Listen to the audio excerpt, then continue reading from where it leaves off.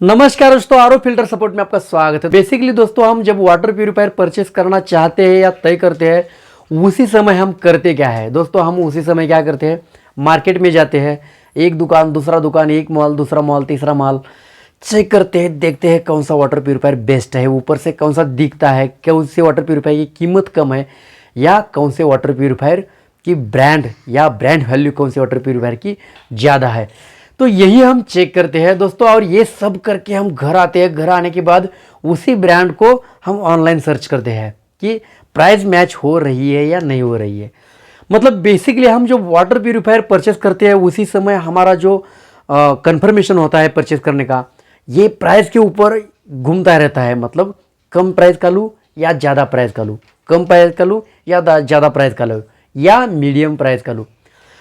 तो दोस्तों, water purifier इसी चीज़ों को ध्यान में रखते हुए लेते हैं या परचेस करते हैं। ये अच्छी चीज़ है या ये बेटर माना जाएगा।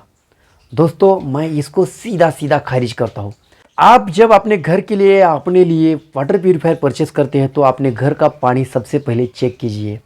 घर के पानी का टीडीएस कितना है, ये पहले आपको चेक करना पड़ेगा, और इसके बाद आप तय करेंगे कि अपने घर में कौन सा वाटर प्यूरिफायर लगने वाला है। दोस्तों, अगर आपने घर का पानी और उसका टीडीएस अगर आप चेक करोगे, तो आपको आसानी से समझ में आएगा तो अपने घर में कौन सा वाटर प्यूरिफायर लगने वाला है। कौन सा वाटर प्यूरिफायर मतलब आरओ लगेगा या यूएफ लगेगा या यूवी लगेगा। अपने घर के पानी का टीडीएस अगर 200 या 150 के नीचे है, तो आप यूएफ वाटर प्यूरिफायर लगा सकते हैं। यूएफ प्लस यूवी भी लगा सकते हैं, कोई बात नहीं उसमें। और अगर 150 या 200 के ऊपर है, तो आप आरओ लगा दीजिए, कोई बात नहीं है। तो ये दो चीज़ें हैं कि आपको फाइनल में ले जाती है कि आपके घर में कौन सा वाटर प्यूरिफायर लगने वाला है।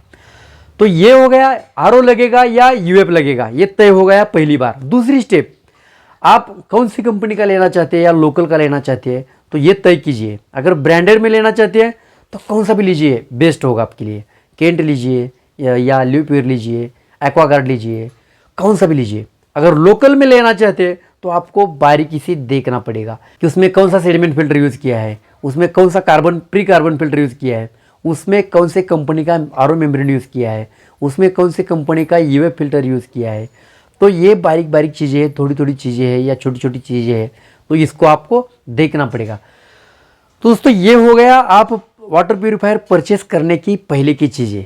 आप अगर ब्रांडेड वाटर प्यूरिफायर परचेस कर रही है या लोकल वाटर प्यूरिफायर परचेस कर रही है, तो आपको देखना चाहिए कि ये वाटर प्यूरिफायर का एनुअल खर्चा है, तो ये कितना आने वाला है।